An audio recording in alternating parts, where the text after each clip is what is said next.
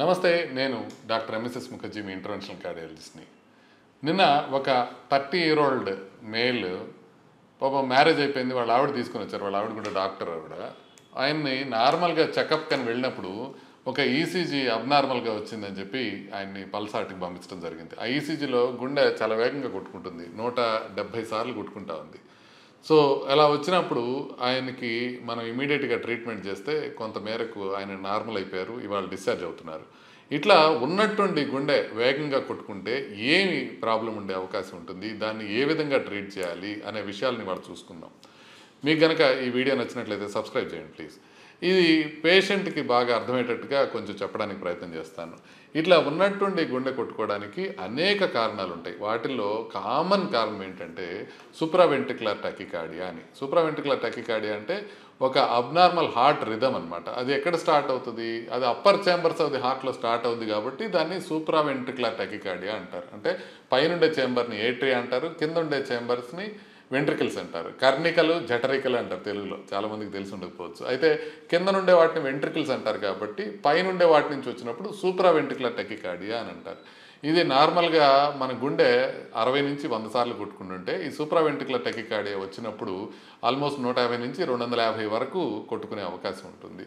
యూజువల్గా ఇది life threatening కాదు. నిన్న వచ్చిన ఆయన చక్కగా మనకి నడుచుకుంటానే వచ్చారు, ఆయన హ్యాపీగానే వచ్చారు. గుండె వేగం మాత్రం 170 సార్లు ఉన్నాయి. వాళ్ళ మేడం అదే పనిగా అంటా ఉన్నారు, సార్ కంఫర్టబుల్గానే ఉన్నారు కదా, అడ్మిషన్ అవసరమా అని. కానీ కొన్నిసార్లు అడ్మిషన్ అవసరం అవుతుంది ఇది. సో కొన్నిసార్లు ఇది డేంజరస్ అయ్యే అవకాశం ఉంటుంది. దాన్ని వదిలేసామనుకోండి, అలాగే వేగంగా కంటిన్యూస్గా కొట్టుకుంటుంటే గుండె పంపింగ్ వీక్ అయిపోయే అవకాశం ఉంటుంది. సో అది మనం జాగ్రత్తగా చూసుకోవాల్సిన అవసరం ఉంటుంది. అసలు ఎస్విటి అనేది అసలు ఎందుకు వస్తుంది అనేది మనం ఒకసారి చూసినట్లయితే, గుండెలో మామూలుగా ఏముంటాయి? గుండె గోడలు ఉంటాయి, గుండె గదులు ఉంటాయి, వాటితో పాటు కవాటాలు ఉంటాయి, వాటితో పాటు రక్తనాళాలు ఉంటాయి. ఇవన్నీ మనకు తెలుసు. కానీ గుండె లోపల ఒక ఎలక్ట్రికల్ వైరింగ్ సిస్టమ్ ఉంటుంది. ఆ కండ లోపలే ఎలక్ట్రికల్ వైరింగ్ సిస్టమ్ ఉంటుంది. అంటే గుండె కొట్టుకోవడం ఎక్కడి నుంచి మొదలవ్వాలి, ఏ ఆర్డర్లో కొట్టుకోవాలి అంటే పైన గదులు కొట్టుకున్న తర్వాత కింద గదులు కొట్టుకోవాలి. పైన గదులు కొట్టుకున్నప్పుడు బ్లడ్ పైనుంచి కిందకు వస్తుంది, కింద గదులు కొట్టుకున్నప్పుడు బ్లడ్ కింద నుంచి బాడీ అంతటికి వెళుతుంది. అట్లా ఇదంతా పద్ధతిగా ప్రకారం కొట్టుకోవడానికి ఏది ముందు కొట్టుకోవాలి, ఏది తర్వాత కొట్టుకోవాలి, ఈ కింద 2 ఛాంబర్స్ ఒకేసారి ఎట్లా కొట్టుకోవాలి, పైన 2 ఛాంబర్స్ ఒకేసారి ఎట్లా కొట్టుకోవాలి, ఇవన్నీ చేయటానికి ఒక ఎలక్ట్రికల్ సిస్టమ్ ఉంటుంది గుండె కండరం లోపల. సో ఆ ఎలక్ట్రికల్ సిస్టమ్ ఏం చేస్తుందంటే మనకి గుండె 60 నుంచి 100 సార్లు కొట్టుకునే విధంగా నిర్ధారిస్తుంది. దాంతోపాటుగా రెగ్యులర్గా కొట్టుకునేటట్టుగా అది నిర్ధారిస్తుంది. అది పంపింగ్ కరెక్ట్గా ఉండేటట్టుగా అది చూసుకుంటుంది. అయితే కొంతమందికి ఏమవుతుందంటే ఈ ఎలక్ట్రికల్ సర్క్యూట్లో అబ్నార్మాలిటీస్ ఉంటాయి. అంటే సర్క్యూట్లో నార్మల్గా ఎట్లుంటుందంటే ఒక ఎస్ఏ నోడ్ అని ఉంటుంది, అక్కడి నుంచి బీట్ స్టార్ట్ అవుతుంది. ఏవి నోడ్ అని ఉంటుంది ఇంకొకటి, అది పైన గదులకి కింద గదులకి మధ్యలో ఉంటుంది ఏవి నోడ్ అని. దాని కింద నుంచి మొత్తం వెళుతుంది అనమాట. అంటే ఎస్ఏ నోడ్ నుంచి ఏవి నోడ్కి వచ్చిన తర్వాత ఏవి నోడ్ నుంచి ఒక్క దారే ఉంటుంది కిందకి వెళ్ళటానికి. సో ఆ ఒక్క దారి కాకుండా 2 దారులు కానీ 3 దారులు కానీ ఉన్నాయనుకోండి, ఎక్స్ట్రా ఎలక్ట్రిక్ పాత్వేస్ ఉన్నాయనుకోండి, దాని ద్వారా ఏమవుతుందంటే పైనుంచి కిందకు వచ్చిన ఇంపల్స్ మళ్ళీ కింద నుంచి పైకి వెళ్ళిపోతుంది అనమాట, లూప్ అవుతూ ఉంటుంది. అక్కడే లూప్ అయినప్పుడు చాలా చాలా వేగంగా గుండె కొట్టుకునే అవకాశం ఉంటుంది. అసలు ఎన్ని రకాలుగా ఉంటుంది ఎస్విటి అని అంటే, ఏవి నోడల్ రీఎంట్రెంట్ టకికార్డియా అని కానీ, ఏవి రీఎంట్రెంట్ టకికార్డియా అని కానీ, ఏట్రియల్ టకికార్డియా అని కానీ, ప్రధానంగా 3 రకాలు ఉంటాయి. ఇంకా చాలా రకాలు ఉంటాయి, ఈ 3 ప్రధానంగా ఉండేవి. అంటే ఇందాక నేను చెప్పినట్టుగా ఏవి నోడ్ దగ్గర కనుక అక్కడే లూప్ అవుతుంటే అది ఏవిఎన్ఆర్టీ అంటారు. అట్లా కాకుండా ఏట్రియాకి వెంట్రికల్కి పైన గదులకి కింద గదులకి మధ్యలో సపరేట్గా వేరే పాత్వే వచ్చిందనుకోండి, అది ఏవిఆర్టీ అని అంటారు. సో ఇలా ఈ ఎక్స్ట్రా పాత్వేస్ ఉన్న చోట మనకి ఆ ఇంపల్స్ లూప్ అవడం వలన అది ఆ కరెంట్ అనమాట. ఇంపల్స్ అంటే ఆ కరెంట్ పాస్ అయ్యేటప్పుడు దాని లోపల లూప్ అయిందనుకోండి, అప్పుడు గుండె చాలా చాలా వేగంగా చాలా చాలా అబ్నార్మల్గా కొట్టుకుంటూ ఉంటుంది. సో ఇది ఎంత కామన్ అని అంటే ఎస్విటి అనేది చాలా కామన్. ఎంత కామన్ అంటే 1000 మందిలో కనీసం 2కి వచ్చే అవకాశం ఉంటుంది. లేడీస్లో కొంచెం ఎక్కువ కామన్ ఉంటుంది, బట్ మేల్స్లో కూడా ఉండొచ్చు. ఎప్పుడు వస్తాయి? ఫస్ట్ 20-30sలో వస్తాయి, కొన్ని ఏజ్ పెరిగే కొద్దీ కూడా ఉండొచ్చు, కానీ యంగ్ ఏజ్లోనే యూజువల్గా ఉంటాయి అన్నమాట. లైఫ్ టైం రిస్క్ ఎంత ఉంటుంది? ఒక 20% వరకు పీపుల్కి ఎప్పుడో ఒకసారి లైఫ్లో ఒక్కసారైనా ఎస్విటి వచ్చే అవకాశం ఉంటుంది. కామన్ కారణాలు ఏంటంటే ఎలక్ట్రికల్ పాత్వేస్ మనం ఇప్పుడు అనుకున్నట్టుగా. కొంతమందికి ఏంటంటే కొంత స్ట్రక్చరల్ హార్ట్ డిసీజ్ ఉన్నా కూడా, అంటే కొంత వాల్వ్ ప్రాబ్లమ్స్ కానీ మసిల్ ప్రాబ్లమ్స్ కానీ ఇలాంటివి ఉన్నా కూడా ఉంటాయి. అలాగే కొంతమంది కాఫీ ఎక్కువ తాగినా, ఆల్కహాల్ ఎక్కువ తీసుకున్నా, లేకపోతే హార్ట్ స్టిమ్యులెంట్స్ అంటే ఇప్పుడు కొత్తగా వస్తున్నాయి డ్రగ్స్, ఇవి తీసుకున్నా వచ్చే అవకాశం ఉంటుంది. థైరాయిడ్ డిజార్డర్స్లో వచ్చే అవకాశం ఉంటుంది. ఎలక్ట్రోలైట్ అబ్నార్మాలిటీస్ ఉన్నా వచ్చే అవకాశం ఉంటుంది. ఎక్స్ట్రీమ్ ఇమోషన్ కానీ యాంగ్జైటీ కానీ వచ్చినా వచ్చే అవకాశం ఉంటుంది. కొన్ని రకాల మెడిసిన్స్ ఉంటాయి, థియోఫిలిన్ అని, డిజిటాలిస్ అని, ఇలాంటి మెడిసిన్స్ వాడినప్పుడు కూడా వచ్చే అవకాశం ఉంటుంది. సో ఇవి మనం జాగ్రత్తగా చూసుకోవాలి. మరి సిమ్టమ్స్ ఏముంటాయి ఎస్విటి వచ్చినప్పుడు? ఏమవుతుందంటే సడన్గా వేగంగా కొట్టుకుంటూ ఉంటుంది. అందుకే ఈ వీడియోకి టైటిల్ ఉన్నట్టుండి గుండె 100 కొట్టుకుంటే అని పెట్టాం. 100 కాదు, 150, 200 దాకా కొట్టుకుంటుంటుంది. ఇది ర్యాపిడ్ హార్ట్ బీట్ కానీ దడలాగా కానీ అనిపిస్తుంది. ప్రధానంగా ఏమనిపిస్తుంది అంటే మామూలు కూర్చుంటారు, చదువుకుంటూ ఉంటారు, భోజనం చేస్తూ ఉంటారు, సడన్గా గుండె వేగంగా కొట్టుకున్నట్టు దరదర కొట్టుకుంటూ ఉంటుంది అనమాట. అలాగే ఇది వచ్చినప్పుడు గిడ్డినెస్ కానివ్వండి, కళ్ళు తిరగటం కానివ్వండి అట్లా రావచ్చు. కొంత ఆయాసం రావచ్చు, కొంతమందికి ఛాతీ నొప్పి రావచ్చు, కొంతమందికి ప్రొఫౌండ్ వీక్నెస్ అనిపిస్తుంది, కొంతమందికి చెమటలు పట్టే అవకాశం ఉంటుంది, కొంతమంది యాక్చువల్గా కళ్ళు తిరిగి పడిపోయే అవకాశం ఉంటుంది. సో ప్రధానంగా దడ ఉంటుంది. దాంతోపాటు కొంత ఛాతీ నొప్పి, కొంత ఛాతీలో డిస్కంఫర్ట్ ఉండడంతో పాటు కొంచెం కళ్ళు తిరిగినట్లు ఉండటం, ఎక్స్ట్రీమ్ వీక్నెస్ అనిపించడం, స్వెట్టింగ్ రావడం కూడా ఎస్విటీలో ఉంటుంది. సంక్లిష్టమైన స్టెంట్ బైపాస్ మన పల్స్ హార్ట్ సెంటర్లో చేయించుకోండి, you will be safe.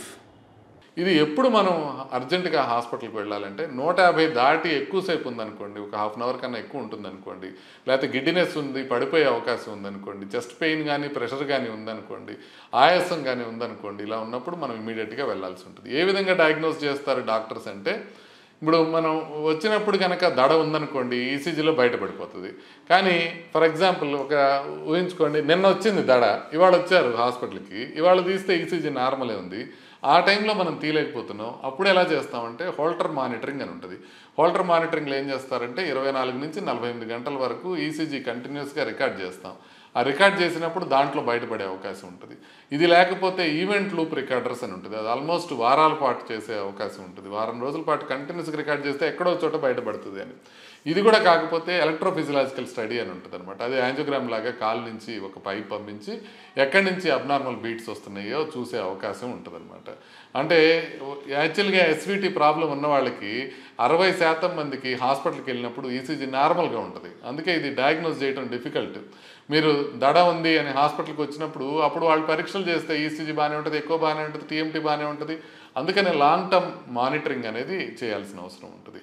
So danger ఎప్పుడవుతుంది అని అంటే ఎక్కువసేపు మనం గనక వస్తున్న మల్టిపుల్ టైమ్స్ ఇట్లా వేగంగా గుండె కొట్టుకుంటుంటే స్లోగా గుండె తగ్గిపోయే అవకాశం ఉంటుంది. అట్లాగే గుండె పంపింగ్ తగ్గే అవకాశం ఉంటుంది. కొన్నిసార్లు రేర్గా ఏట్రల్ టెక్కిగాడి అలాంటి వాటిల్లో క్లాట్స్ ఫామ్ అయ్యే అవకాశం ఉంటుంది.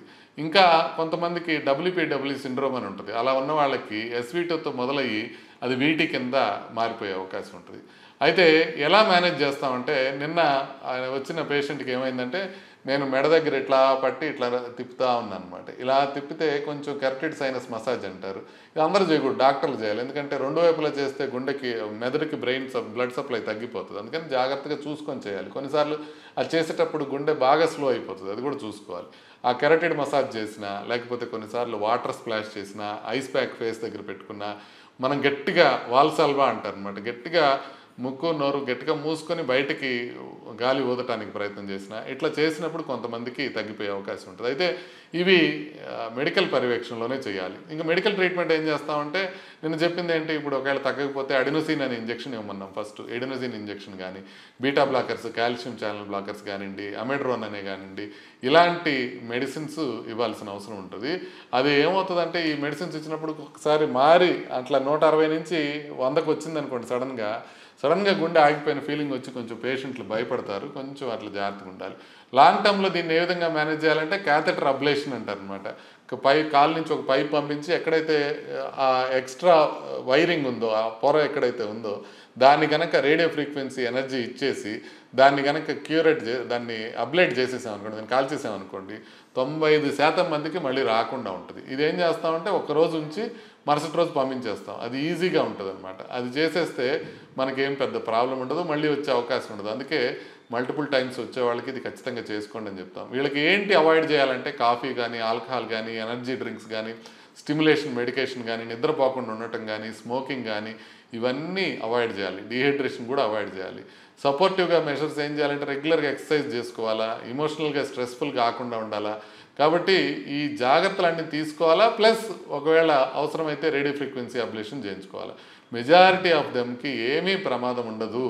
ప్రమాదం ఉండి ప్రాణానికి ప్రమాదం అయ్యే అవకాశం చాలా చాలా తక్కువ.